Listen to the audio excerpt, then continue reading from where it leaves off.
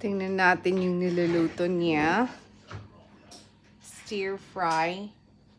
Spring onion for the oil. Na spring onion daw siya. And then, ito yung hiniwa niya kanina. Ayan.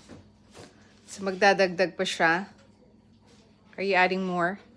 Well, it's just because I've got it here, so I might as well, because the other pork was free. So I just got 2 pork chops and diced now. Yeah, true. This Ito, pork was so expensive at the supermarket, this was the cheapest.